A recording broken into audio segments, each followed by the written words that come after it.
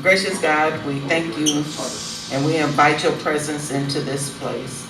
We ask that our ears be open to the information that is shared, that we're able to go forth. Lord, we thank you for this opportunity and we ask that your blessings continue to be in this place. We thank you for all the volunteers, all the staff, and everyone that it takes to make this a joyous day. And so we ask your blessings be upon each and every one that is gathered here. We pray this all in Christ's name. And all God's people say, Amen. Amen. I'll take the opportunity and I'll introduce Krista Trout Robinson. Okay, it's Amy Rose Robinson, Kristen Trout Edwards. All right, now I got it. They are here from the Calhoun County Land Bank, and so at this time we'll just turn it to their hands and then we'll have open to where you're able to ask questions if you have questions. Good evening, everyone. We like to be tricky with our three named names, you know. Also with us tonight is Angela Whitesell. She's with our team, and if you've ever called about vacant land, then you've spoken with Angela. Or if you've called our office about a structure, you've spoken with Amy Rose. So we have been at the Land Bank Authority. I've been there 10 years, and Angela and Amy Rose have been there 7. We have 4 full-time staff, and we manage about 850 properties across all of Calhoun County. We're a separate entity from the county, but we're located in Marshall, and a lot of our properties are located in Battle Creek and Albion. We're here tonight to talk about some funding we got through the Kellogg Foundation to work specifically in the Washington Heights neighborhood. So we want to share a little bit about what the Land Bank is for those of you who aren't familiar with us, some of the past work we've done within this neighborhood, and what we could do with this new grant funding. We want to make it really clear that we really need the neighborhood to participate, and we want your voices and your participation in this next phase of work, because that's just really critical. We've got some ideas, but we see that there's a lot of opportunities, and there's so much amazing momentum and energy in the neighborhood right now that we just want to plug into that. You know, we think that there's just a lot of synergy with all of this stuff going on, that we can really support what is already happening, and we can do that with, you know, energy from the neighborhood. Real quickly, I want to take an opportunity and introduce some of the people that we have here that have came, and I just want to acknowledge some of the people. I want to acknowledge our second ward commissioner, Janasia. She's in the back, so if you'll wave your hand so everybody know who you are. And if you like, you can come up here and join us up front. That would be great. We have Dr. Bison. He's here. So, but you can clap if you know. You can clap. I just want you to know who people are. We have Brenda Hunt here from the Community Foundation, the Battle Creek Community Foundation. And then we have Jim Hosma here, Representative Jim Hosma, attorney. Jim Hosma, he's in the back. Yeah. So we thank God for them coming and taking their time out. We have pastors in the audience. I see Pastor Rosalind Mathis. I'm good with remembering the first name. I had to work on the last name. We have representative here from the RISE project. I see Sister Jacqueline Patrick James in the back. So we thank God for you. Is there anybody else, because I don't have a list, is there anybody else that? Battle Creek Public Schools, okay, the superintendent for the Battle. No. I'm the school board. School board president. Catherine LaValle. Yes, we have Catherine LaValle here from the president of the school board. Okay. Battle Creek. Okay. All right, because it wasn't written out, so. and Mr. Sweet. Everybody knows Mr. Sweet. Vice Chair, NBC2. All right, so let's give God a hand clap, because we thank God for them coming out. We have online viewers, and so we thank God for them as well. And also to our online viewers, if you have questions, please type in your questions and I'm able to translate that information to our speakers. Okay, so as I said, the land bank, we deal with vacant abandoned properties. We get them at the end of the tax foreclosure process after they go unsold at the auction. So we deal with post-industrial sites, houses, land, commercial sites, contaminated sites, dangerous buildings, the whole gamut. We're not super well funded, so we do a lot of grant writing, and we do a lot of leveraging, and we do a lot of collaborating with other groups and residents. Angela is actually handing out a flyer that we put together just to provide you with some takeaways about the land bank and about the grant and just about some of the history of the work that we've done in this neighborhood. For those of you that might be new to the neighborhood or might be unfamiliar with some of the work we did. We're pretty proud of our history in the neighborhood. Some of the projects that we've done is the urban garden. We did that with Sprout. There was Bright Star Temple was there when I very first got this job. It was a blighted temple. It was dangerous. We had to tear that down, and it was a lot of land that we just really couldn't manage on our own. And that went from Sprout. It's now Sunlight Gardens, and it's run by Devon Wilson. And Devon has been using that to do pandemic response through the whole pandemic, and he's really been making that a community space. And so that's a living, breathing community asset that has changed over time. We also launched our neighborhood mow and maintenance program in this neighborhood. And up until the pandemic, we had about 4 groups that were helping us maintain 200 properties. And that was a wonderful way for us to connect with the neighborhood. And that was a way for us to help churches and youth groups do youth empowerment. So we have a lot of churches that were doing like workforce training for their youth groups and stuff through that program. And it was a really wonderful program that just got interrupted by the pandemic. We just haven't been able to run it for the last 2 years. We have done some demolition, and we are trying not to do a lot of demolition right now. Through this WKKF grant, we have 6 demolition projects. Almost all of them are done, so we're not looking to do a lot of them. The other thing that has really taken off in this particular neighborhood is we have a Transform This Home program where private individuals can buy houses through the Land Bank Authority, but they have to do a rehabilitation. So they have to do a contract to rehabilitate that program. And so that's a program that Amy Rose runs. They have to give us a rehab plan. We work with the city to do a safety inspection to make sure they understand what they're buying, because the houses are challenged. If the house is in the Land Bank Authority, it's got some deferred maintenance and it's got some issues. So we want to make sure they understand what they're getting into. And so Amy works with those individuals, but of the, how many properties in Battle Creek? 36 properties that we've had in Battle Creek that have gone through that program. 14 of those have been in this neighborhood, so 40% of our Transform This Home program houses have been in the Washington Heights neighborhood. And that's amazing, and 2 of them have sold above the list price.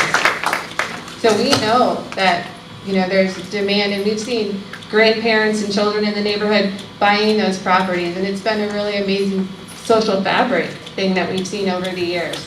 So that's something that we're really proud of, and we love working with the folks on those projects. So what is this grant? You know, I will say it's a $550,000 grant. There was a misprint in one of the newspaper articles that I think listed it at like 500 million. That's not true. It's 550,000. It's coming to the Land Bank Authority. And what we're really looking at is prioritizing the properties that the Land Bank owns. There's a lot of vacant land. And the Land Bank has a lot of programs to help us manage those properties. So we report to a board of directors, and our board of directors has created, we've created programs and they've been approved by the board of directors. So the Transform This Home is one way that we manage our properties. Transform This Commercial Property, it's very similar. Folks have an application. We list them with a realtor on the municipal listings, and so they're out there. We do side lots, so residential vacant lots are available to adjacent property owners. But not every vacant property can be a side lot or a garden or an adoption. So what do we do with them? How do we prioritize the next phase and the next life of those? And that's really what this grant is about. We really want to take a look at them with the neighborhood and figure out what makes sense. because, there's a housing shortage in the community, an attainable housing shortage.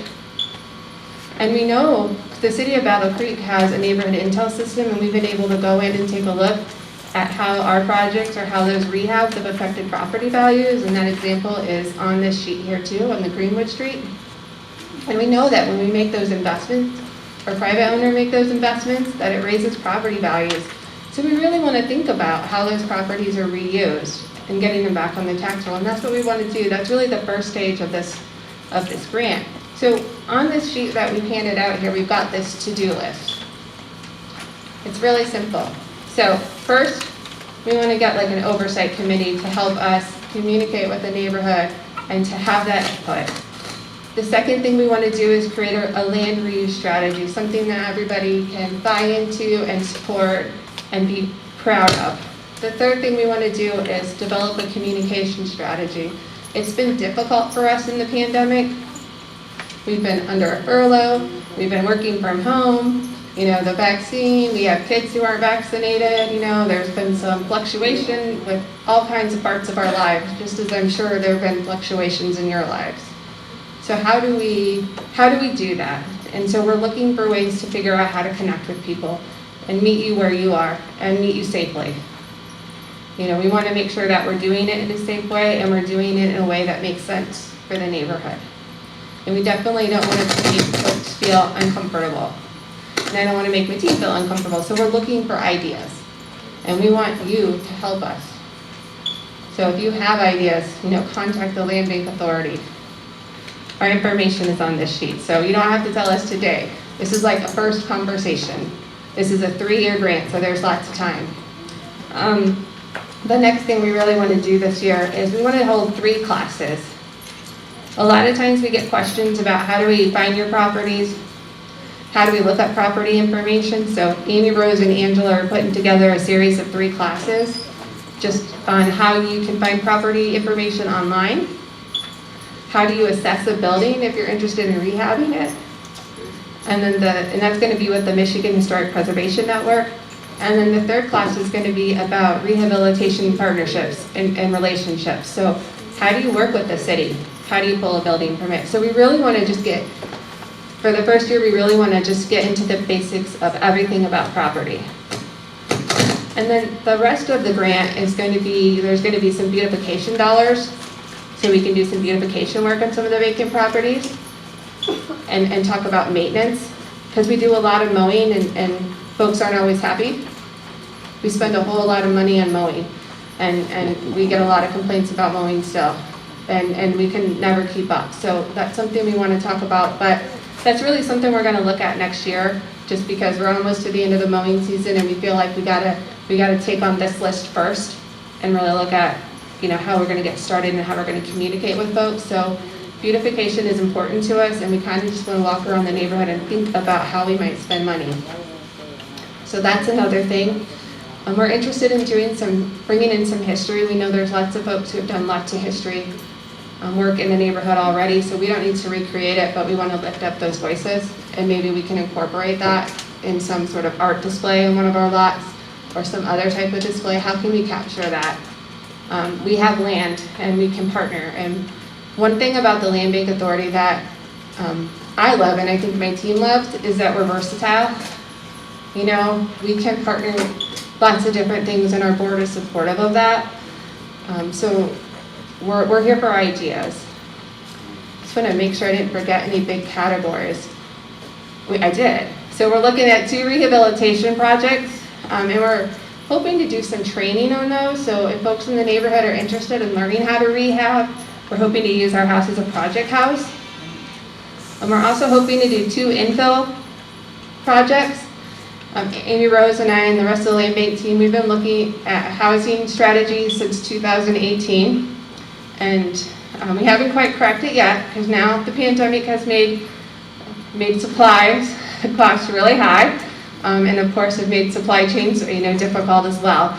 But we're still working on it, because we know that our communities need affordable housing that makes sense for our residents. So we want to use this grant as to help with that. We've got some additional funding from the county to do some house designs from a different pot of money so that we could really think through what do the residents want. But we don't know what folks in the Heights want. We've had lots of conversations in Albion and lots of conversations in other neighborhoods. So that's another conversation that, we need to hear from folks, what makes sense. We know in Albion that folks really want to have multi-generational housing. They want their older kids or their mothers, fathers, mothers-in-laws to live with them. And I don't know if that's what folks here in the Heights want. I know flexible style housing is really important right now because so many folks are working from home. I know that some folks are interested in ADUs, which is an accessory dwelling unit, so they can have some rental revenue coming in. But these are conversations we hope to have and we hope to learn from the residents about what might make sense. And so we're looking at, what makes sense from a neighborhood scale, what makes sense based on what the community needs, not on what we think the community needs, because that doesn't work. So those are the kind of conversations we want to have over the next year. And then the other thing, in addition to the classes, we're looking at doing some pilot programs for skilled trades. So one of the other issues in our community and really across the country is that there's just not a lot of construction trades going on, just that group, that population is retiring. And so there's just not a lot of folks going into that field, and there's a real opportunity to build some jobs in that area, and there's some funding for that now with the American Rescue Plan. So that's not our total mission, but it's something that we could support because we do have properties and houses. So it's something that we could support another organization in. And so we'd like to do that if we can figure out a broader plan for that in our community, and we don't necessarily have to do it. And so I guess that's one of the other things is, the land bank doesn't have to lead it all. We don't want it to be our voice, but we want to plug in and we want to help where we can, and we definitely want to hear from folks. Even if those conversations, maybe someone isn't happy with us, we want to hear that too. So, do you have anything to add, Amy Rose? Okay. So the other class we'd like to talk about is small-scale development. That's something that we've tried in a couple of different forms pre-pandemic, and that's just helping folks understand how to develop a piece of property. So right now there's funding through Battle Creek Unlimited and New Level Sports. It's called the Entrepreneurial Fund to do some development on property throughout NPC2. And so when folks are doing that, I know they have a lot of other support systems within that grant, but how do you develop a piece of property? How do you get from A to Z? What does your pro forma look like? That's something else we would like to offer, but if it's being offered by another organization, that we'd like to plug into what's already there so we're not recreating the wheel. But we can help with folks figure out how do you do a rezone of a property? How do you do a pro forma to figure out your construction costs? That's something that we can definitely help folks with. We do have some properties down on the corridors that are commercial that we're getting listed, so we'd like to let folks know that's available if they're looking to do a project and they want to apply for that entrepreneurial grant. That's part of that synergy. That's part of that money coming into the community where folks might have ideas and somewhere we might be able to help folks think through their project. Anything else? So that's kind of where we are, and that's who we are. I know Angela passed out the flyer. We'd like to take questions and just have a conversation. So if anybody has questions, I would just invite you to ask. We can pass a microphone around. Oh, we have a microphone in the back.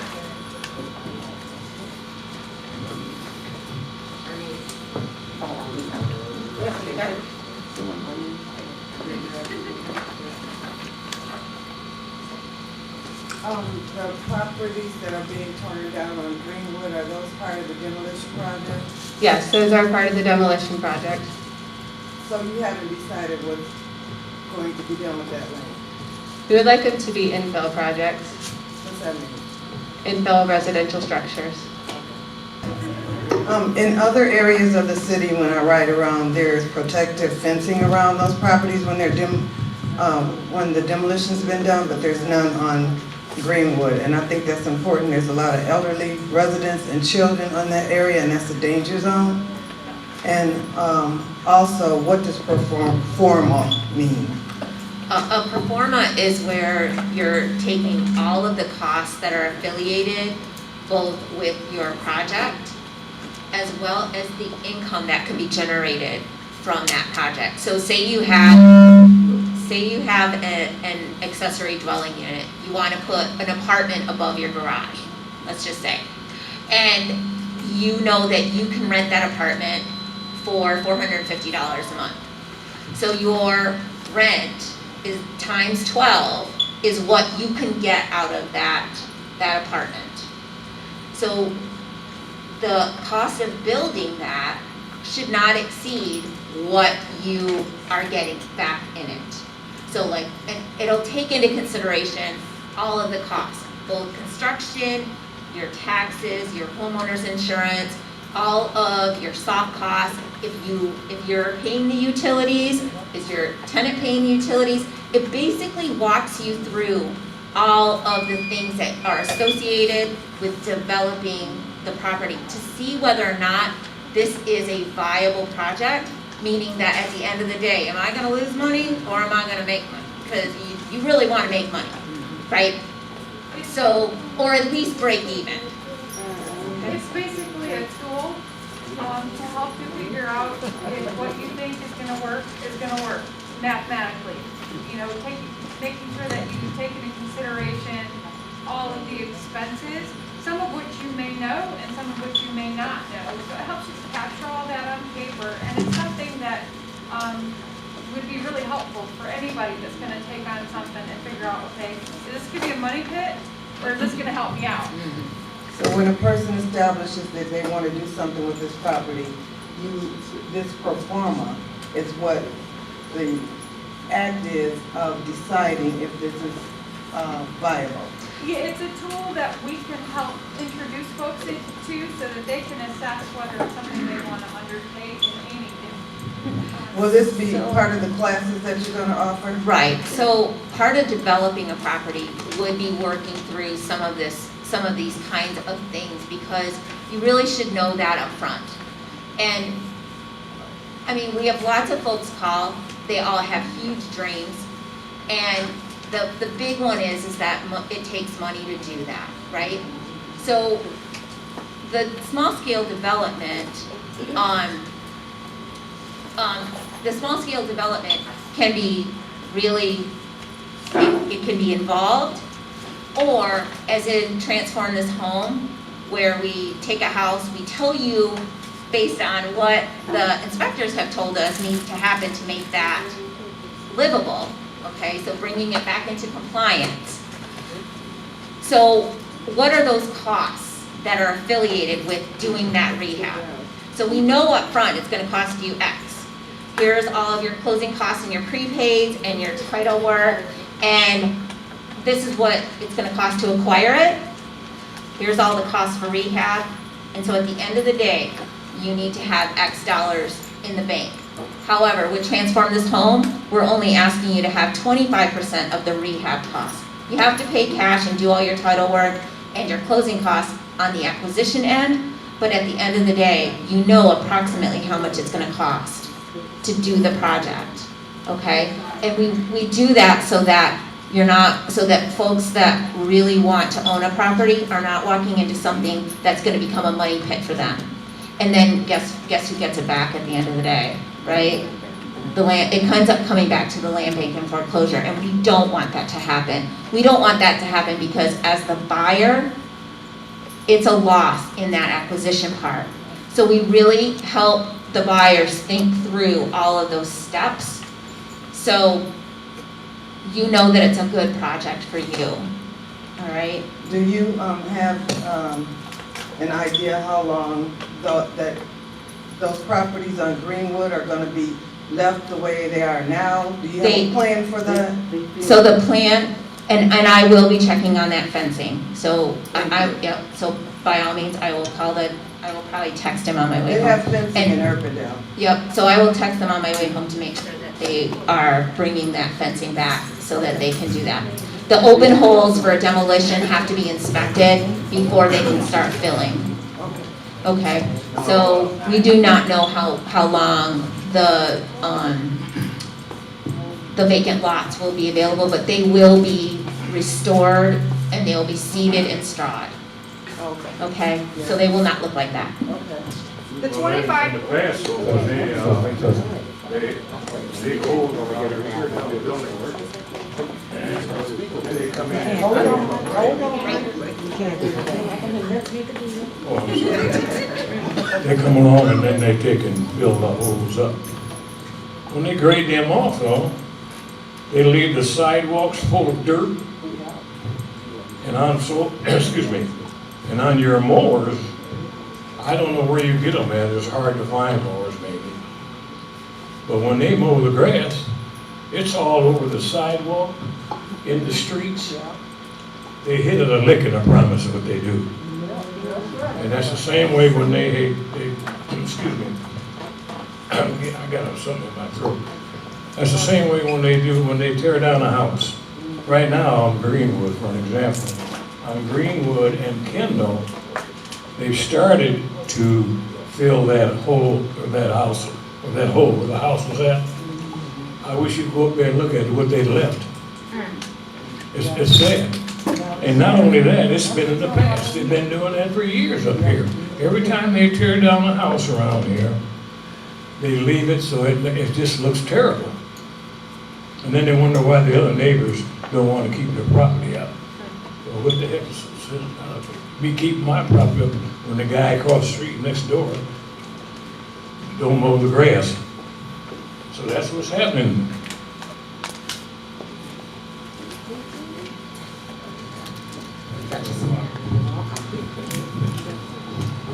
So we can talk to our mowers about where they're blowing the grass, and I think we have multiple times, so we could do that again. And that's one of the reasons why we started the neighborhood mow maintenance program, because we wanted to have a little bit more control over who was mowing and how it was mowing, or how it was being mowed, so we will talk to our mowers about that. We do spend a lot on mowing, because we mow so many properties, and our funding it comes through not very stable, and I've been working for over 5.5 years at the state level to try and get more stable funding for the Land Bank Authority, because we were created to disrupt the cycle of disinvestment in these neighborhoods, and I don't feel that we're always able to do that because of these types of situations, because that's a different type of blight that you're talking about right now. It's not a vacant building, it's a maintenance issue, and that's one of the things that we really want to talk about in this coming year. How are those vacant properties affecting the neighborhood? And so I hope that you will join us in that conversation. And if you wouldn't mind, I'd like to connect you with Angela at the end, so maybe we can continue that conversation about how those things are affecting your part of the neighborhood. With the demolitions, we do have to leave the holes open until the city inspects them. We do require that they put clean filter in there, and we do certify that, and then we do take pictures afterwards to make sure that the sidewalks are not broken and that they are clean. And our demolition process has evolved over time, definitely. It has definitely evolved over the years, and I think we do a lot more today than maybe we did 10 years ago when I first started. So if there's something in our process that isn't happening, we can go back and check it out with our contractors. And so I don't know exactly what's going on in Greenwood and Kendall. So we'll drive by after this meeting and check it out. Okay? But we don't want to do more demolitions. It's not our goal. You know, we want to build back in the community, and we've been trying to change that for a while. When we get properties that are too far gone and we don't have the resources to put anything into them, and we don't really have a choice. And unfortunately, a lot of the money that's been out there over the last several years from the state has been for demolition, because rehabilitation has been so much more expensive. That's the money that we've been able to get. And when you're left with a lot of properties and folks are breaking into them and neighbors are calling my team and they're scared, I mean, that's a different safety issue. And so, you know, that's kind of where we land. But, you know, I'd like to talk to you a little bit about that. We'll check out the fencing and the holes, and we'll make sure that we get that taken care of. But, you know, we'd like to continue that conversation about the maintenance. What is the breakdown of the 500,000? All right, I wrote that down. We got about 50,000 in beautification, 110 that's gonna change a little bit in demolition, 50,000 in rehabilitation, almost 300,000 in infill housing, some money in communication and outreach, and of course administration, and then there's an evaluation component of the grant that we have to do. Will that be written down and given to us?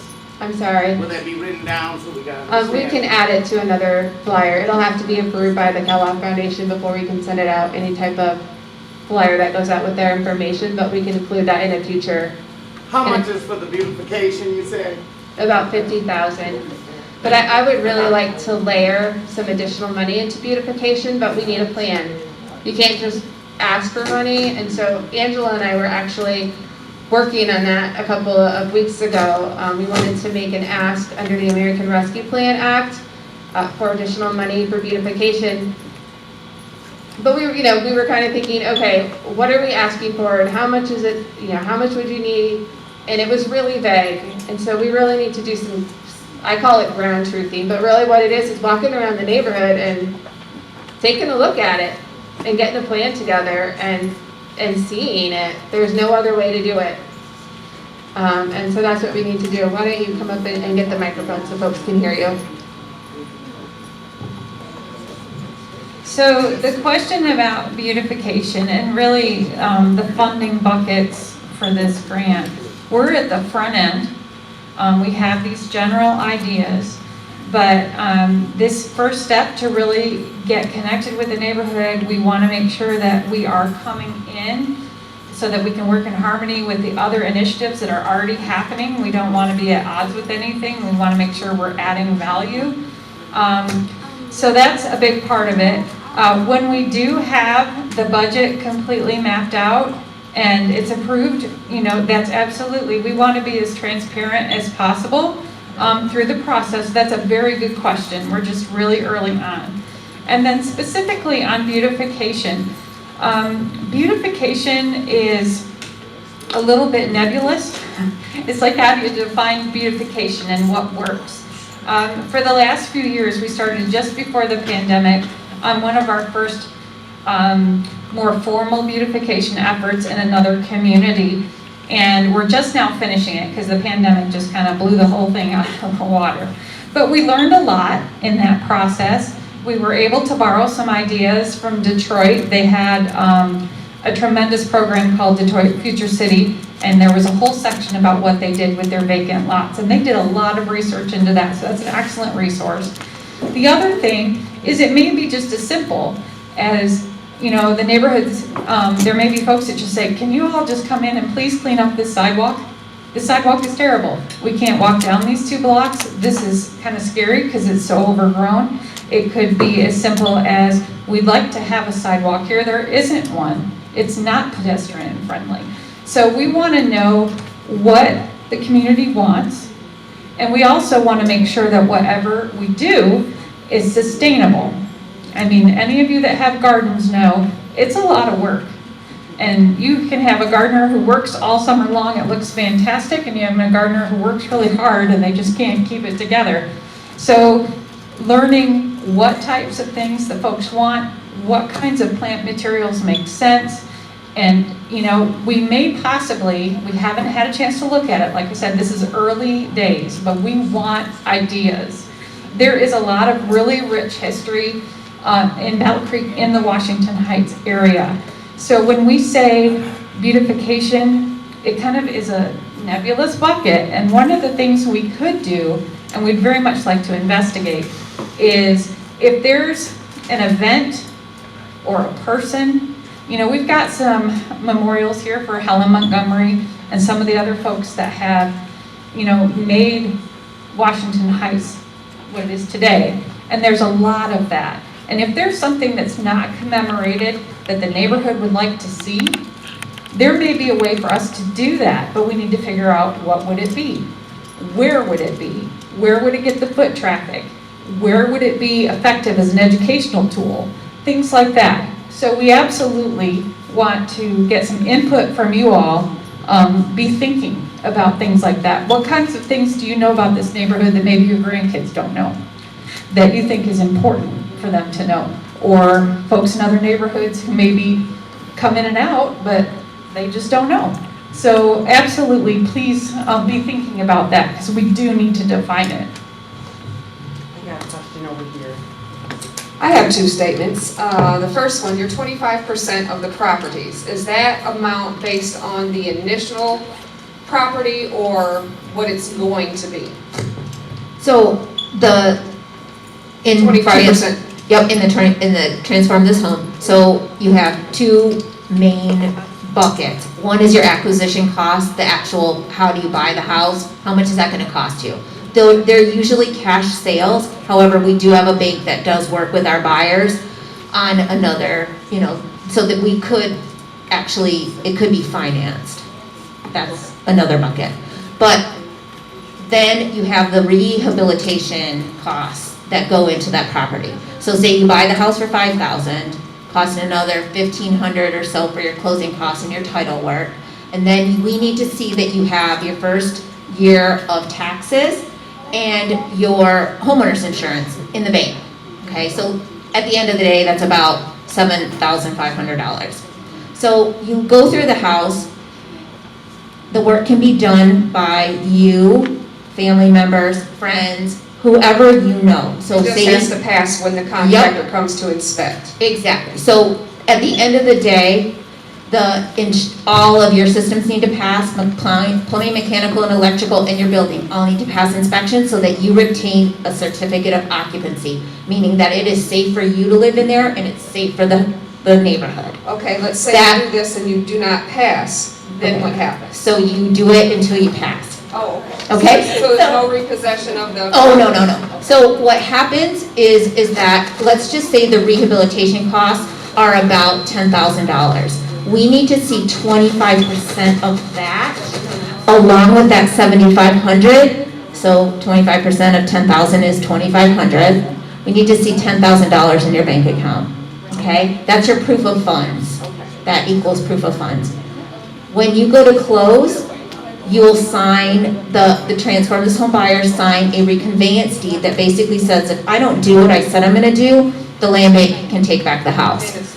Okay, so we've done that twice out of 50 projects, okay? One of them, we gave the buyer 4 years, okay? The transform this home's time frame is a year. From the time you buy it until 12 months later, you should be able to live in that house. Okay, whoever's doing the work, la la la.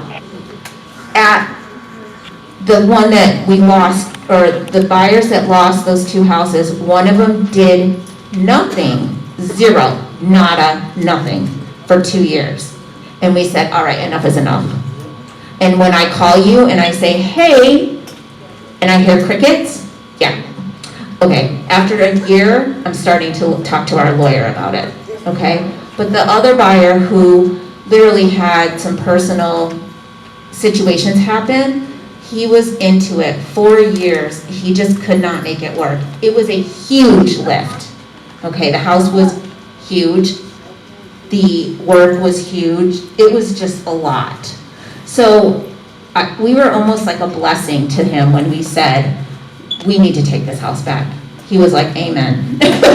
So we don't like to do that. It's a lot of work, but we will work with the buyers.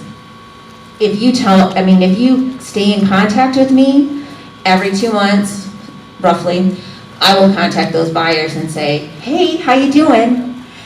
What's going on? And email me what you have. I love getting pictures. The best part of my job is watching houses and buildings and development happen. So I get just as excited as you do when you get a new toilet, or you have new paint on your thing, or you have a new countertop, whatever, or you paint the cupboards that were in there. That's like the best part of my job. It's like candy. So those types of projects, so we have 2 on Greenwood that are literally right next door to each other. 107 and 111 Greenwood. And they are like teeming. And it is an amazing process to watch. Watching those rehabilitate and watching it change that whole complexion of that block. It's just, it's amazing to me. So if you don't finish the house in a year, which not every buyer does, just stay in contact with me and just, hey, this is where I'm at. And this is what happened. Okay? We bought these houses and a pandemic hit. Literally, that's what happened with Greenwood. So what do I do now? Well, we extend it. Now, my next statement was part of the beautification and the mowing.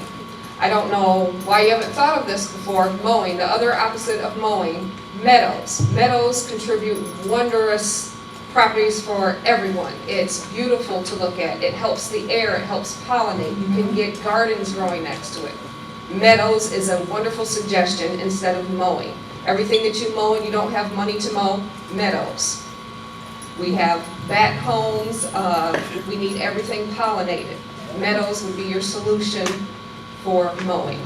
Yeah, we've thought of it.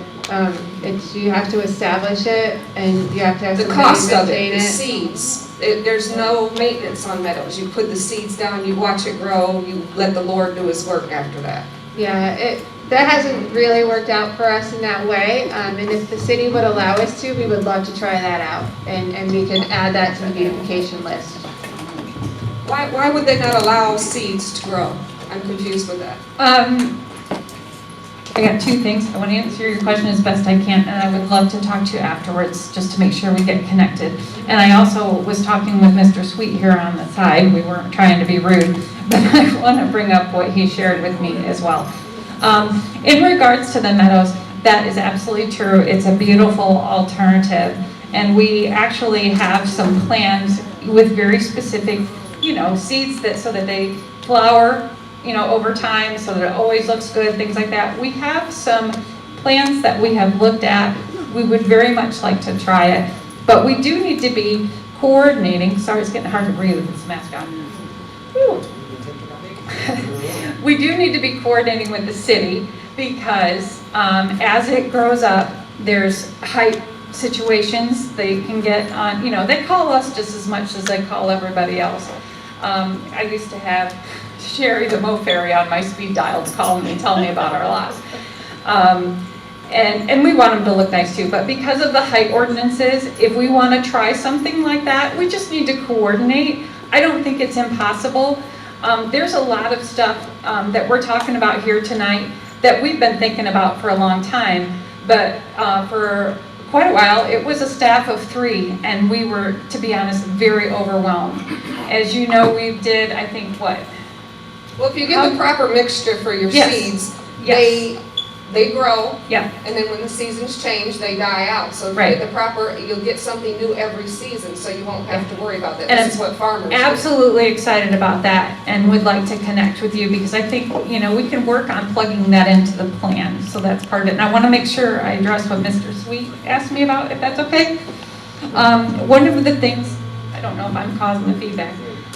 One of the things that Mr. Sweet wanted to make sure that everybody understood, and you will call me out if I don't get this right? Because we were talking and I didn't get it. So I want to make sure I'm sharing properly. As I'm sure all of you know, a good section of Washington Heights is part of a historic area. There's both a local district and a national district. Now those areas do have special parameters, and so there are going to be, if you're working in that area or you purchase property from us in that area or you acquire it some other way, then there are extra things that you have to be aware of, and there's going to be a little extra homework to make sure that what you want to do can be done there. As part of the classes that we'll teach, we can absolutely make sure to include ways to get you plugged in. If that's something you end up in an area and it's like, whoa, I'm in a historic district, what does that mean? Make sure that we get you the contact information that we have, whether it's for the state or the city, and if we can assist, with information, or you just need to say, I don't know what to do about this because I'm in a historic district. We can actually absolutely be available to help field those questions, so that hopefully we can come to success. Is Washington Heights classified as residential or commercial? Depends on where it is. Where it is, and so the residential and commercial, and you have to have historic and national as well? There are 2 districts, and forgive me, I did not look at the map today, and when we have the maps, it's really confusing where the national starts. Because and there's a historic difference when you district. rehabilitate, whether it's Yes. commercial or residential, Yes. and the Yes. boundaries that you have to work in with, correct? Exactly, and a lot of that information will be covered in the classes. We're hoping to help folks understand that. I just want to clarify that the zoning district controls the use, so residential, mixed use, commercial, and that's on the city's website, that will tell you what the city is zoned, and I don't know, do you want to add anything about that, Commissioner Morris? Okay, she's going to defer, but we would cover that kind of information in the property class that we're going to run. Now, that'll be for like 15 to 20 people, but we're talking about recording it and maybe expanding it if there's a desire and an appetite for that for residents in the class, or I'm sorry, in the neighborhood. So just so we can go over those terms, and you know, we're kind of writing stuff down, every interaction we have, you know, what does pro forma mean? What does PRE mean? What do these terms mean? You know, we use acronyms or words because we use them every day. And so we've got to be reminded of that stuff. So there's different percentages for every property, or is it the 25% for all of Washington Heights? No, so that 25% is just in our Transform This Hope program. Okay, that's just So something that's that's only for residential and not commercial? not commercial. Yeah, I think commercial is what, 30%. Okay. And I think it might be helpful if you go to our website, we have our applications out there, and you can take a look at them, and then, you know, we could always meet with you one-on-one or talk about it. But the word pro forma was, you know, that was like a big word, and it threw you off. This can be really complicated, but for a house or a commercial site, we have a real easy one in our applications, and you can take a look at that and just kind of get a sense of what we're talking about. And then either Amy Rose or I would be happy to walk you through that. But Amy Rose works with folks one-on-one all the time for projects. And we have folks come to us who think they want one house, and they'll work with her, and they'll come back, you know, later when they actually when they understand it and they got all their stuff, and they'll buy a different house when they're actually ready because they've worked with Amy Rose for, you know, a while, and they feel, okay, now I'm ready to make this investment, and I'm ready to go, and I understand it. So, you know, we can provide that kind of service and, you know, work with folks for a while too. So. Okay, I also have another question. So these areas that you feel that can't be rehabilitated and they're demolished, would you be interested in turning them into parks or playgrounds? Well, maintenance is an issue, so that would be the main thing. Like, we just don't have funding to do that. If it's a partnership and there's, you know, an organization that's willing to take that over, then yeah. And I think when we're doing the prioritization of land use, we'll be looking at some of that stuff. I don't think that Devon is here, and he runs Sunlight Gardens. We talked with him earlier today. There's a lot of vacant land around his site, so we kind of want to look at that and see how that might be used and how it might be an asset to the neighborhood. Another thing that I was thinking about is, how do folks travel through the neighborhood? You know, how do folks walk? What are the walking paths? Is there something that we could do with some of that vacant land that might enhance, you know, how folks use the neighborhood? So I think that that's all part of that. All part of looking at the land in the neighborhood and how folks use it and how it might be used as an asset to the neighborhood. So as Angela said, we just did a couple of beautification projects in another community. They were in Albion. They were heavy lifts for us. It was partially because of the pandemic, and just, you know, we had some community input, but we really couldn't do the community days that we had planned because of the pandemic. And so when we can do more of that kind of stuff, I think it would be easier, and we learned a lot. And we'd love to do that here. We just need to figure out where are they going to go and how is that maintenance going to happen. Because as you can see, there's one other staff member, there's only 4 of us, and we just don't have the bandwidth for that kind of like watering attention. So, but there's already an organization within this neighborhood who does. So we live in Michigan and we have a lot of snow here. Beautification, when you think of beautification, everybody wants to think of summer, maybe a little bit of fall. We need to think about winter, what happens in the winter time. When you say you want to use these properties, how will they be used or not used in the winter? Yeah, I mean, Well, that's just a conversation I'm bringing up because everybody thinks about Okay. Gotcha. I got it. Because we do a lot of winter sports, so that might be another avenue to go on. I think I saw a question over here too. Yes. My question is about the housing for the rehabilitation in the Washington Heights area. I know you said it's all separated, y'all can hear me? That the money is going to be separated. You gotta speak into it. The money is going to be dispersed separated. And then you're saying only 25%. If someone, you want these houses rehabilitated, right? So you want people to come in and rehabilitate the housing.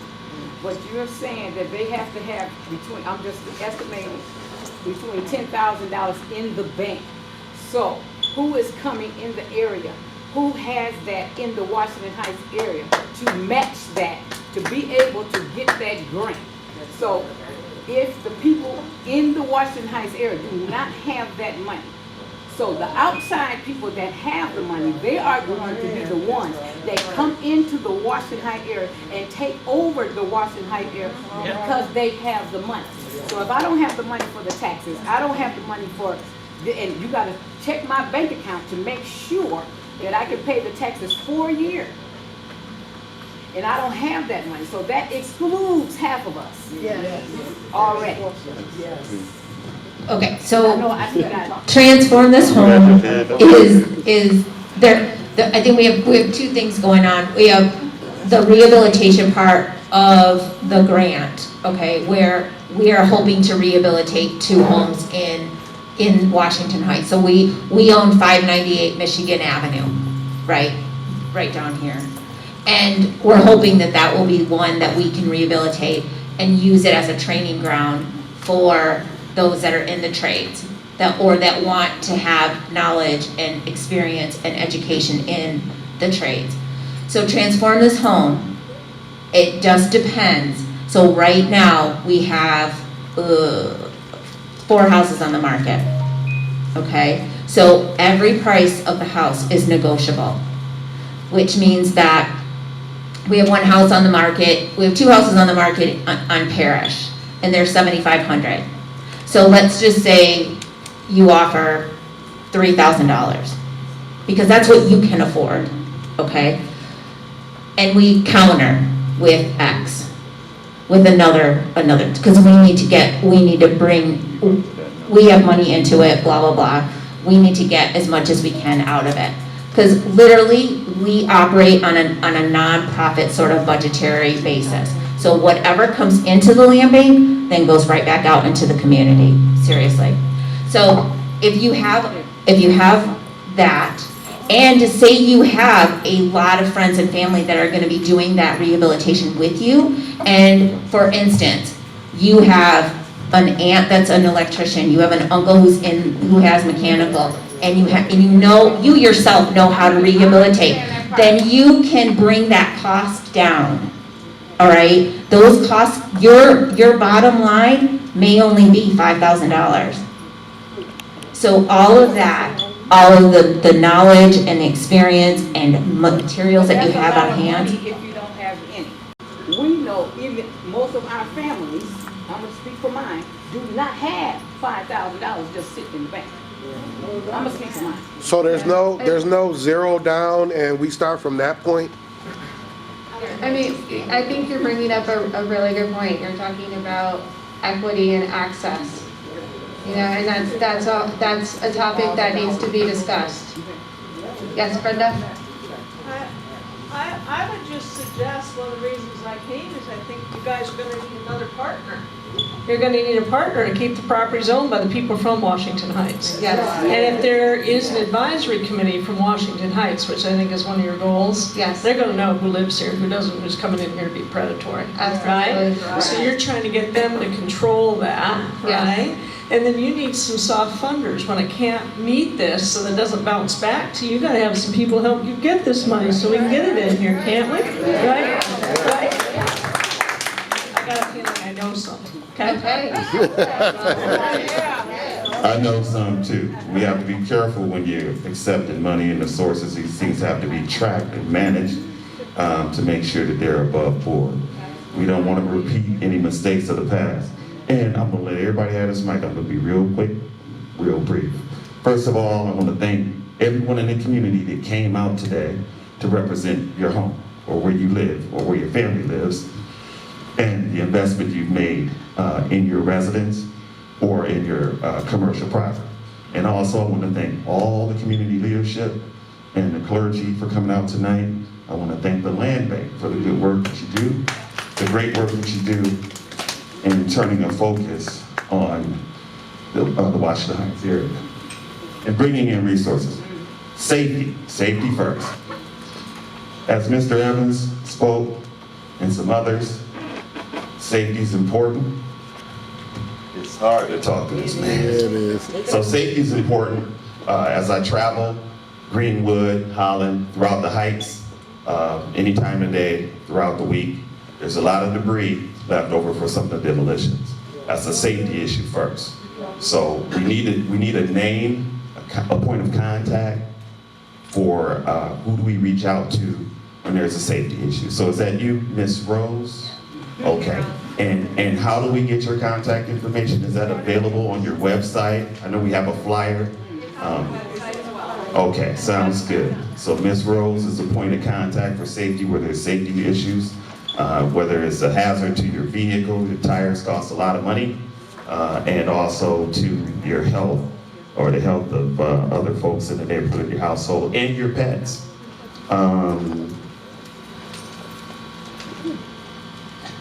The establishment of an oversight committee. Who is the person responsible for appointing those members to that oversight committee? That is an excellent question and something that I'll be talking about with my board of directors. So I'm Krista and I'm the director of the Land Bank Authority. We have not done an oversight committee, but I will definitely be reaching out to the folks to let you know how we're going to run that. We want to do it.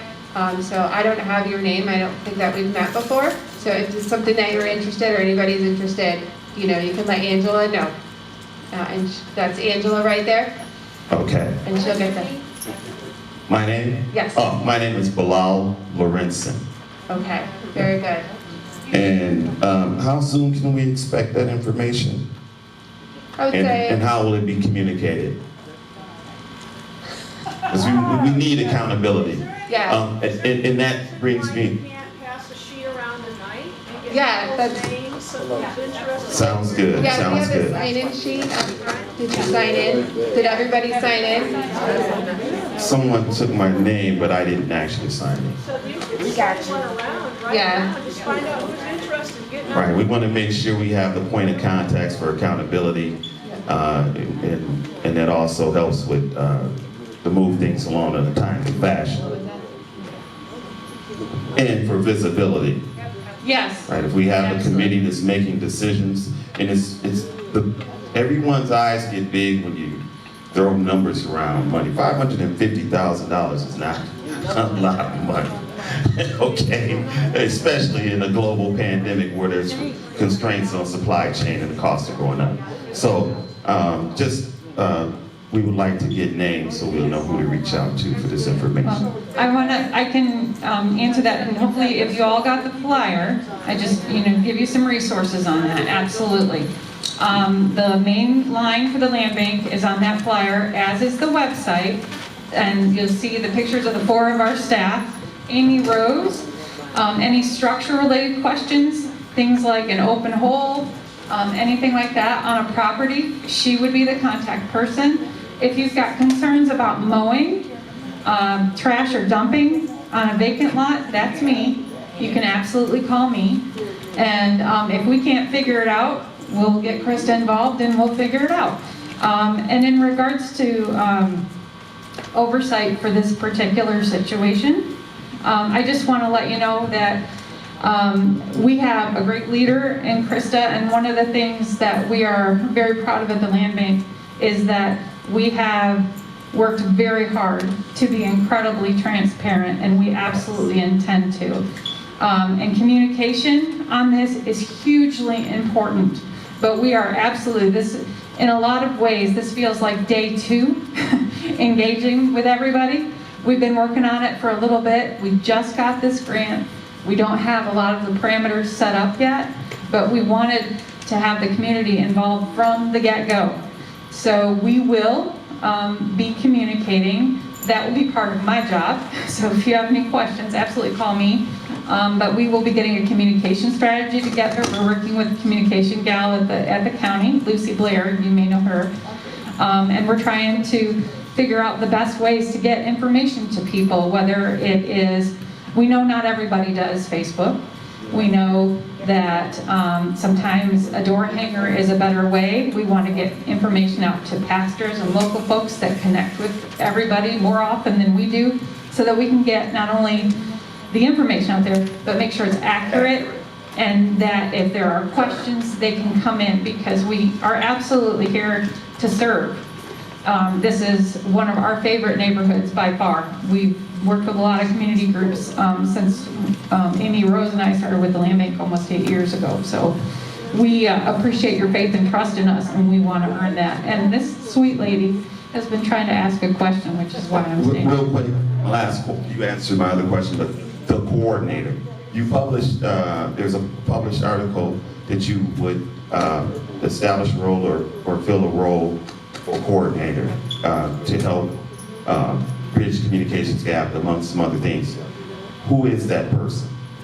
Or has that person been appointed? That job is still open and it's on the county website. We're still accepting applications. Okay, Yes, we are looking for someone to come in and work with us directly, you know, that is familiar with the neighborhood and has connections and can help us get the word out. So there is a job, it is on the county website. If you have any questions about that, you can see probably Krista afterwards. But again, I made you wait again. Oh, no, you're fine. I just want to know, since you said up here, that's usually what happens. All this money comes into our neighborhood, and all these grants and things that get brought into our neighborhood on the rules of we're gonna help. But they come in with the help, and everybody ends up owning in our neighborhood but us. It's always something behind it where it's the face of helping the poor, blacks, and this and that, and we end up not owning anything. So my question is, because like she said, who has $10,000 in the bank? You know, it's not us without the way we started out. So my question is about the side lot program. What are the reasons why a person that applies for a side lot that has a adjoining property line that they don't get it? If their taxes are paid, if their taxes are paid, they have insurance, they own their home, and they applied for it. But credit, all that. Credit shouldn't, I don't even think credit has anything to do with it, because that would exclude a lot of people too. So my thing is that then, because someone else that is a total outsider wants to come in and do something with this property next to you that you have applied for, and they get to come in and do what they want. When it's our neighborhood, our community, we want to own. I own a home. The minute they started demolition, I applied for all lots. Now they're sneaking in a bed and breakfast dead smack behind me. I'm still trying to understand that. Bed and breakfast behind me on Manchester, just as the Seventh-day Adventists were able to block off streets and do whatever they wanted to do. We couldn't walk down the street. It's historical because they said so. They run it. They're running stuff. So I applied for a lot. So did the outsider behind me that's gonna start a bed and breakfast. I don't understand that. So he'll start the bed and breakfast, and then they'll be telling me I need to be quiet. Your dogs are barking, and it's my community, and no one else has a problem.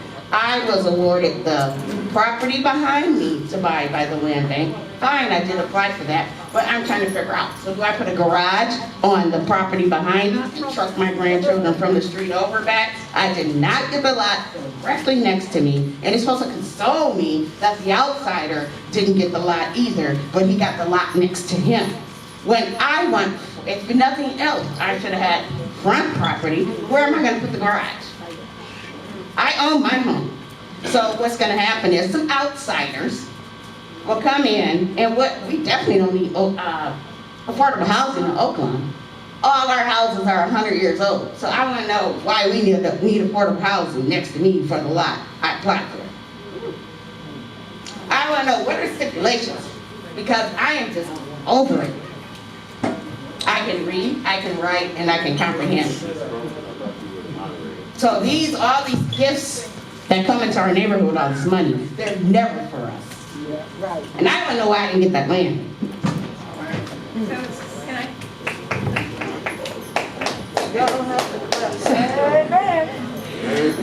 So there's a lot in that question. And I absolutely want to make sure that we do our best to answer you and any other questions you have. I don't know that we can all do it with everybody, but please, if you can stay. No, I have to go. You do have to go? I do have to go. Okay, but we can figure out a time because I don't want you to leave with unanswered questions. The day it started demolition, I applied, I was sick, I walked to the post office and mailed it. I was in a real crazy thing with the house because it had been abandoned. Right. I worked my butt off to purchase Yeah. it. I got the taxes up, paid all the back taxes, everything. And now you're gonna tell me I applied for all of it. I didn't get that one. I got the one behind me, which of course I need on the garden stuff, but the outsider has this home. He got the land next to him. And then I tell, oh, well, neither one of you got the one next to you, because he should, well, that's throwing me a bone does not make me happy. I want a garage, and I guess I put it on Manchester and truck my grandbabies through the snow. Okay. So, Well, I absolutely, I just want to make sure, if you've got to go, I want to be respectful of your time. But I also want to have an opportunity to talk with you more about it. And I'm happy to do that. If anybody has questions about, did we have another question? Oh, okay. I don't want to miss some of it, of what you said though. Yeah. Hang on, my boss is telling me to come up here. I know the situation that you're talking about, and we made some decisions based on the work that we're doing in this grant, because the lot next to you is a big lot, and so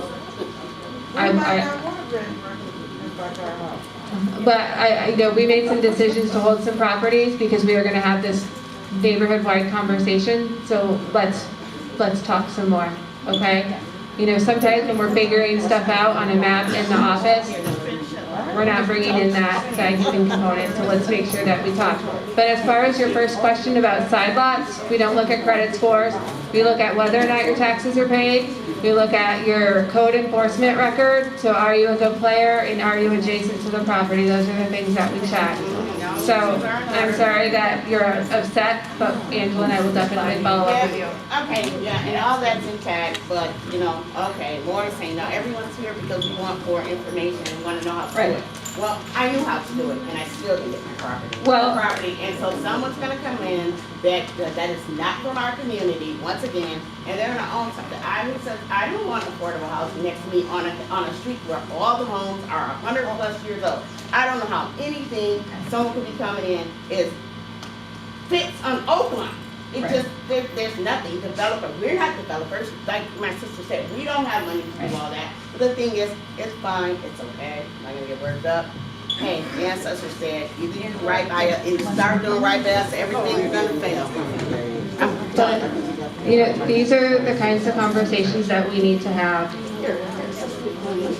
And we need to hear it.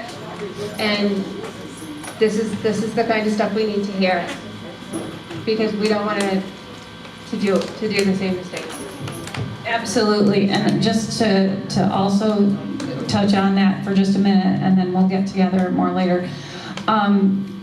Anybody that's calling recently, like in the last 3 weeks, asking about properties in Washington Heights, we are specifically saying we can take applications, but we're waiting right now because we want to stop and look at all this.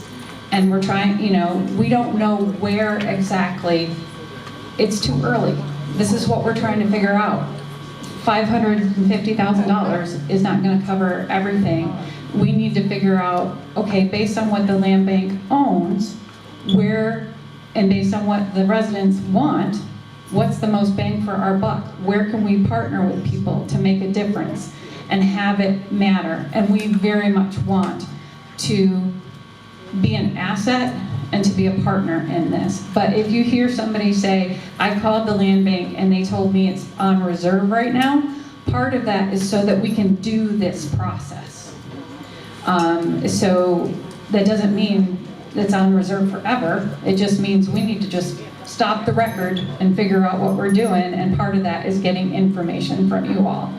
So we had a question over here.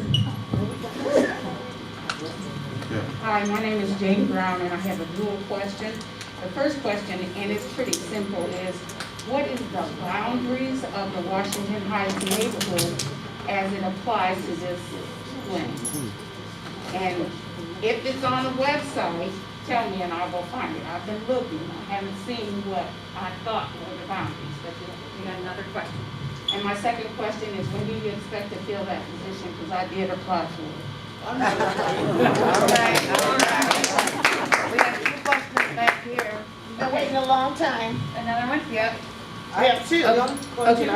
Okay, can I answer her questions real quick? Number one, the boundaries are just NPC2. We can include a map on our website. It's not out there yet, but we can do that. And we have not started reviewing applications or the interview process yet. So we haven't done much yet, so. Why would the map not be put up first if this is the conversation we're having for Washington Heights area? That's a great question. We just think NPC2, Washington Heights, I guess, just felt that everybody knew what Washington Heights was, so. Hold on, Mr. Sweet, we got one question in the back. I just wanted to know, when the classes start? Yeah, you gotta hold it up closer to your face. When do the classes start? When did the classes start? Yes. Okay, we're gonna be putting out information on that. We're hoping that the first class is September 18th. The second class, we're hoping for that to be on October 2nd, and the third class on November 13th. So we're in the process right now of solidifying some of the things we've already talked about what that curriculum is going to be, what kinds of things we're going to cover. We hope to have, as she's indicated, Chris indicated, one in September, one in October, and one in November. But we need to get some locations figured out and some other things. So that will probably be the next communication piece that comes out. So Yeah, we need a computer lab, and so that's what we're trying to sort out is the computer lab, and we're working with a couple of partners on making sure that we have access to computers, because that's a big part of how do you look up information and you know, how do you navigate all of that, and so we do need computers to do that. We've got a couple of leads, so we just need to solidify that aspect of the class. Now, will all that information be on your website? Like if we check Yes. regularly, will we be able to find it? Yeah, we'll put it on our website, but we'll also share it through the church network in the neighborhood and through Rise Corporation, and we have a Facebook page, so we'll make sure that we start tagging folks in that for those folks who are active on Facebook. And if there's some other form of communication in the neighborhood that we're not aware of that folks use, please let us know, and we can share it through that network as well. okay, there was another question in the back. We had a question too. Can you hear me? Yeah. Yeah, you can. I just got a couple of comments I'd like to interject and have food for thought for the board. The first thing is, I grew up here in Washington Heights, although I don't live here anymore, but I did. I saw Greenwood Street in about the last, I would say 2 weeks. At least three dwellings were tore down. So it might behoove us that when you put demolition out for bid, the community knows that those are out for bid, because there may be some people who have investment money that will go ahead and get the property and refurbish the property. But what happens, you give it to one of these guys with a bulldozer, and before somebody knows it, there's so many vacant lots all in Washington Heights now, it's almost unrecognizable from when I came up. Now, the next thing is, I do recognize to put $10,000 aside to make an investment is a strain on some people. So also the board should make and think about recognizing buyers clubs. So what I mean by that, just like you have a lottery club, it might be easier if 4 people put together $2,500 a piece, and you recognize them as the owners buying something, or maybe 8 people put up $1,500 and bought that property.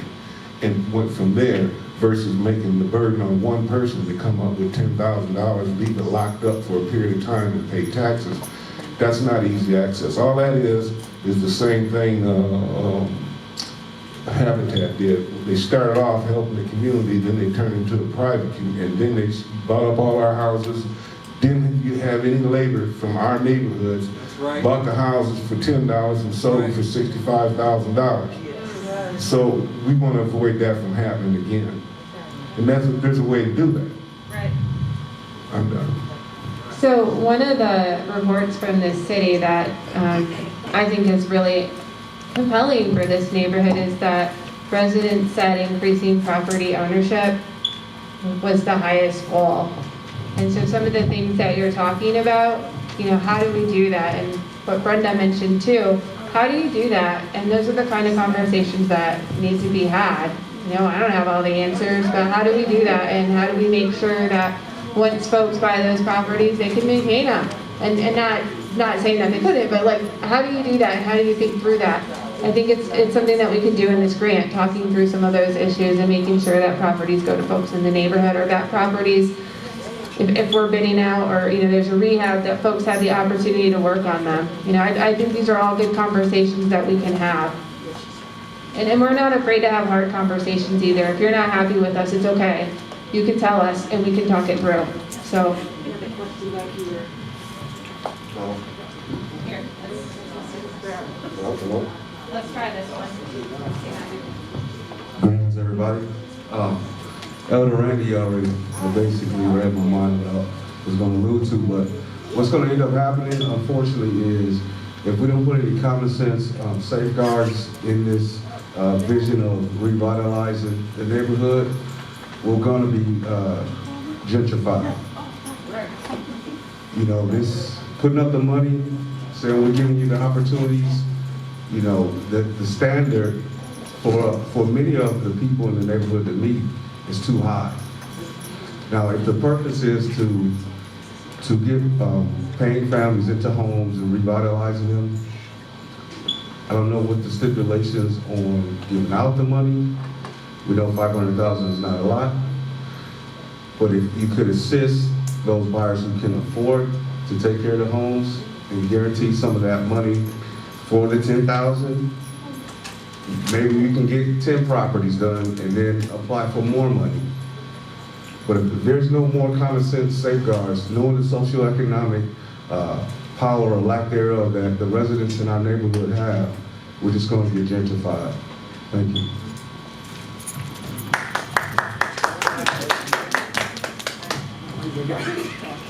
I just want to take a second and say thank you very much for sharing, everybody. A lot of the concerns that we're hearing, one, that's why we're here. We want to make sure that the decisions we make are made, as a community. We know that it's only going to work if it works for the residents that are here. And a lot of the fears and concerns that we're hearing are actually fears and concerns that we have, because we worked, in the area long enough to have good relationships with lots of folks, and we want this to be positive because this neighborhood's got great stuff going on, and we want to make that happen. And we know there are a lot of gaps. We're thrilled to have Brenda Hunt here with us tonight, and the other suggestions for partners, because absolutely that's how this stuff's going to get maximized in a way that can benefit as many residents as there are. Do you have any questions back here? We have one comment up here. While they're bringing the microphone up, I just want to make people aware of the back to school event that will be here. There will also be other community conversation on that day. The RISE project is sponsored. I'm trying to read that. Thank you everyone for coming out. What Pastor was speaking of is next week we'll be having a back to school supply giveaway for our kids. And so backpacks, all type of school supplies. Also we'll be having a part 2 to our community conversation that we had last month. That community conversation is about exactly what we're talking about here today is what we need in our community. be a broader conversation, just not about the land bank, just about everything that we need in our community. This is a part 2 conversation to CCG, Catalyzing Community Giving, which is funded through United Way and Kellogg Foundation. And so we're looking to bringing resources here to our community. It's RISE and 7 other organizations that's part of the all BIPOC organizations, Black, Indigenous, and people of color, to act as philanthropists here in our community. And so again, address a lot of these issues. So please everyone come out next week, next Thursday, the 19th, from 5 to 7 to join that conversation as well. Thank you. I have a comment. I'm not trying to beat a dead horse, but it's important that the people that come into our neighborhoods and inform us of these programs know the dangers that we have lived through. And gentrification started in 2008 when the housing crisis started. And when I moved back here, my whole complete neighborhood had changed. There are people that come into our neighborhoods who don't want to conform to live a certain type of way. I've seen dog houses on front porches. I've seen gun signs in the windows saying, "Don't beware of dog, beware of owner." I am a COVID ambassador, and I can tell the type of house that I'm going to depending on how many dogs are there. And people are living in fear, and we did have a neighborhood. We had a neighborhood that we grew up in, we had a community, and we helped and loved one another, and we want to get it back to that point. The other thing I want to say is, I want to know what the pilot program for the skilled trades looks like, because in the past, skilled trades has alienated our children. There are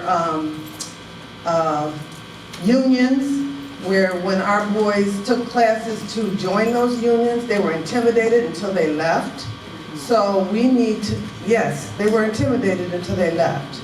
So we need, my son took the classes to be an electrician 3 times. And he went into the factory and then, well, you know, everybody is not going to take some of the things other people think they should take in order to get by. So I want to know what your skilled trades program is going to look like. There used to be a national skilled trades program where they went out and recruited minorities for skilled trades. My mother worked for the Department of Labor, and that's where she worked.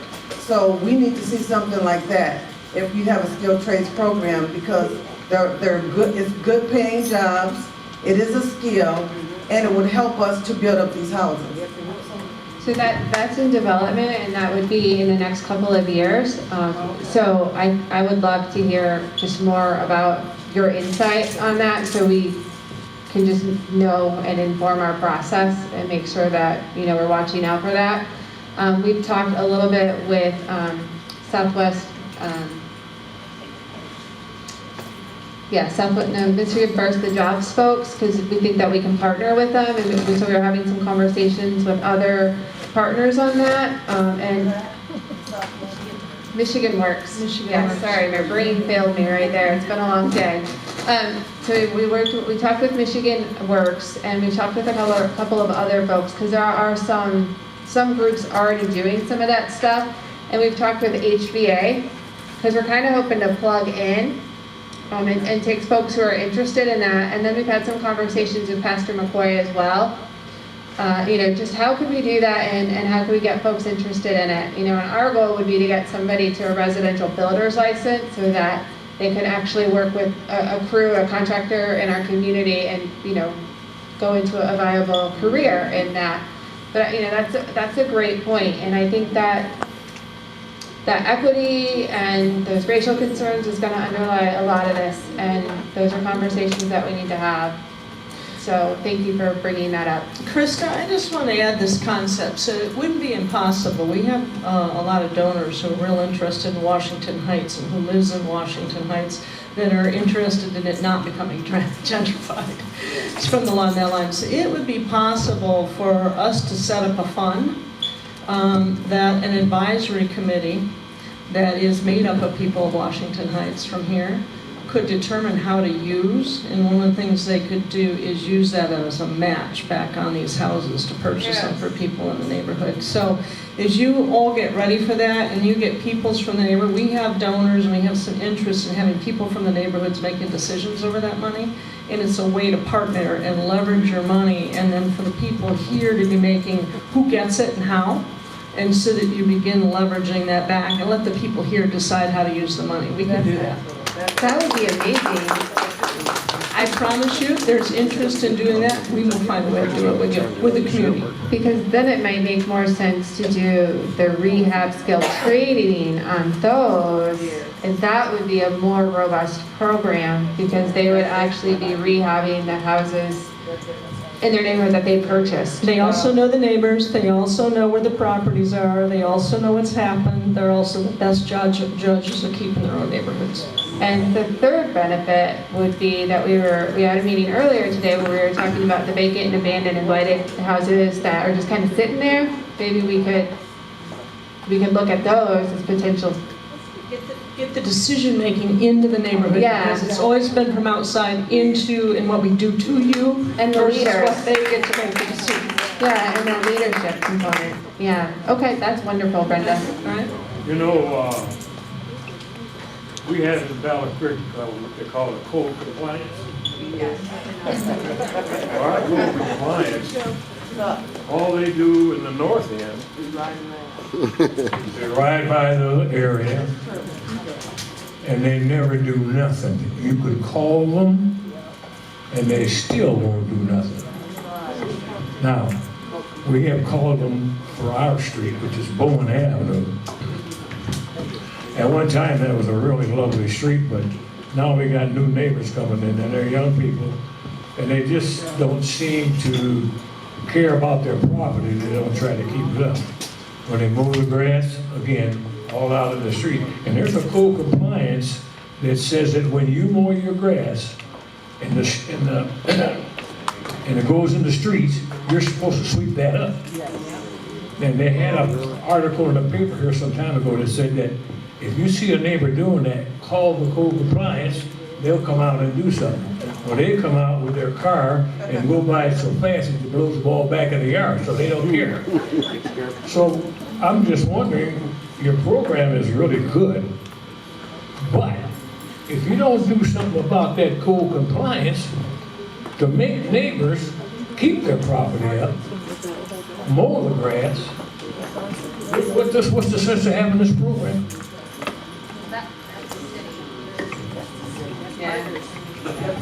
That's more of a question for me. And right now we are struggling with code compliance due to COVID, but as far as them riding by and stuff, they should not be doing that, so I will make sure to point that out and see what we can do about having them make sure they're stopping and taking care of the things that they need to take care of. Yeah, but they don't stop, they just keep riding. And I have never, well, I shouldn't say never, but I have yet to see them when they go by a house that the grass is 3 foot tall. I have yet to see them sit down there and wait, whatever, or complain about it. They just ride by and look at it, say, well, there's a house that needs the grass moved around with. But they write a letter. What's that? But they write a letter and a citation goes out. They don't write it, evidently, but they ain't doing it. When you say they're struggling, what's going on with code compliance? So right now, because of COVID, we can't go out and do a lot of things in person. We can't send people out due to the restrictions with COVID. So a lot of code compliance complaints are basically piling up because we can't get out and go take care of them. Okay, so the ones that have gone to court, are they being adjudicated or not? I'm sorry, I will have to talk to you later about that because I'm not sure about the specifics at this point in time. Okay, I have just a real quick thing to say, and it's kind of a food for thought. When we talk about the American Rescue Plan and acts and things of this nature, one of the challenges that I have seen over the years in the Washington Heights area with homeowners, and it comes into play with the land bank, is they can't pay their taxes. What are we doing to assist? Right now, with COVID, with a lot of the relief money that has come in, they have helped renters pay their rent. But what is happening for some of these seniors, some of these single parents, some people that are just struggling through the disaster? How do we help them keep their homes? Washington Heights is a community that's rich in love, family, history, and you know, they came from the bottom, they came to Washington Heights. This is where we live, learn and play. We have got to keep our neighborhood intact. And that's what you're hearing through all of this conversation, is we're not going to roll over and give up our land to outside people. We don't like it. I look at the corner of Oakland and Oakland and right by the sanitarium. There's a whole field of lumps and bumps, and you know, that's not inviting for people to turn down that street and come into. We go over to Rosemead Street and Kendall, and I see all these bulldozers sitting in the neighborhood that I grew up and used to walk down the street to. And what is that? It looks, our neighborhood is being taken over by people that don't look like us and feel the same way about our neighborhood. And we have got to somehow, in all of this plan, is to reintroduce the neighborhood concept and family again. So that's all I've got to say, but I am really concerned about that. People that cannot pay their taxes, and there's no help out there. Okay, so that's actually, the county treasurer deals with taxes and not the land bank, so. Another partner. Yeah, so, and he's on it. So the county treasurer is Brian Wensauer, and he is our board chair. And he is advocating for funding to help with tax relief through the ARPA dollars at the county level. And he has a request going to the county commissioners later this year to help with tax relief for folks in that exact situation. They're putting that proposal together. So he is advocating for funding to help folks out that are having trouble paying their taxes. And his deputy treasurer is Melinda Weaver, and so it's not together yet, but they're definitely looking at it. And I know the state of Michigan is also looking at some tax relief stuff. So I think there's more to come on that, but there's nothing concrete yet. So it's on people's radars though. So, and I know that in his office, even in another extension, you know, well, maybe they can get it next year. His office does a lot of foreclosure prevention, and that's a good point as far as the education component in this neighborhood, and it's something that we could bring in, as you said, another partnership. So I'll make sure I take that back to him. I just want to take this opportunity to thank everyone for your participation and coming out and supporting this. The information was valuable. They had an opportunity to really hear what's on the hearts of the people here in this community. Washington Heights, we have relaunched ourselves as the hub of hope, so we want to be able to provide information to people. We wouldn't even mind being the house unit for them to be able to come get the information, come to do the application process, whatever it is, but we want to build that relationship, and we want people to take pride in this community and to be concerned about what's happening. So we want to be able to be a place where we can disseminate accurate information, where we can provide that hope, because we believe in the people in this community. One last quick question, Pastor? Yes. The properties, are they for residential only, or are they for investment properties such as, you know, renting by people who live in Washington Heights or Airbnb? Yeah, we have a mix of properties. So if you are looking at a transform this home, you certainly can buy the house, fix it up, and sell it to somebody in the neighborhood. Fantastic. You can also live in it. You can also make it a rental. So though that program is open to all of that.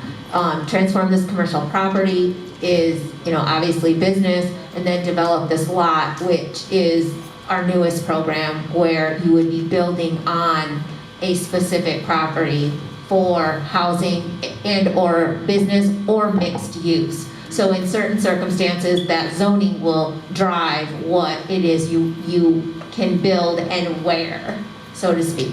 But I did want to jump back to, I'm sorry, what was her name?